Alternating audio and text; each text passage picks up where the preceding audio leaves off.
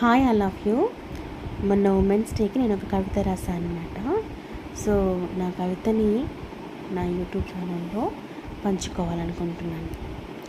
So ఇది నా కవిత ఏంటంటే, మానవ జీవితానికి రూపాన్నిచ్చే మాతృమూర్తిగా, కన్న వాళ్ళని వదిలి కడవరకు నీతోనే అంటూ పతి చేయి పట్టి నడిచే సతిగా, ఎన్ని ఆలోచనల్లో తానున్నా అన్నదమ్ముల రక్షణ కోరే సోదరిగా, ప్రపంచంలో అందరికన్నా నాన్నే గొప్ప అని చెప్పే కూతురిగా, వయసుడిగినా మనవళ్ళ కోసం మునిమనవళ్ళ కోసం తాయిలాలు దాచే అమ్మమ్మల నాన్నమ్మల, నా పుట్టిల్లు దూరం కాకూడదు అని మేనకోడల్ని తన కోడలుగా చేసుకోవాలి అనుకుని మేనత్తగా, తన వారి సంతోషం కన్నా ఆస్తులు సొమ్ములు అవసరమే లేదు అనుకుని ఒక మహిళా మూర్తిగా, కొంత ప్రేమను తనకిస్తే కొండంత ప్రేమను తిరిగించే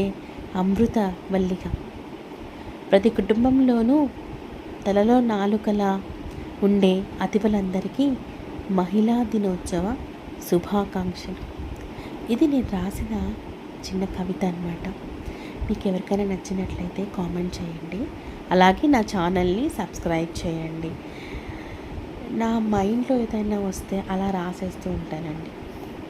సో ఎంతని డిస్క్రైబ్ చేయగలం ఒక ఆడది చేసే పనులని? పొద్దున్న లేచిన దగ్గర నుంచి రాత్రి పడుకునే వరకు ఎన్నో పనులు. ఇంకా ఉద్యోగం చేసే వాళ్ళకైతే చెప్పే పనే లేదు. పొద్దున్న లేవాలి, వంటలు చేయాలి, బాక్సులు కట్టాలి, వాళ్ళు బడికి వెళ్ళాలి, మళ్ళీ అందరినీ పంపించాలి.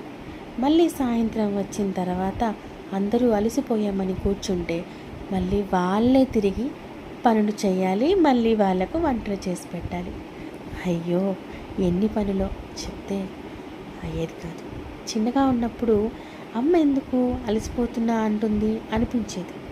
కానీ ఆఫ్టర్ మ్యారేజ్ అర్థమైంది, ఓకే అమ్మ బాధ్యత చాలా పెద్దది, చిన్నది కాదండి, చాలా అంటే చాలా పెద్దది. అలాంటి అమ్మలందరికీ మనం ఎప్పుడు కూడా రెస్పెక్ట్ఫుల్గా ఉండాలి అని నా అభిప్రాయం. Thanks for watching. మీ అందరికీ నచ్చినట్లయితే please like, share and subscribe to my channel. అమ్మలందరికీ పాదాభివందనాలు. ఎంత చెప్పినా తక్కువే కదా. అంతే ఈ video. Thank you for watching. Bye by.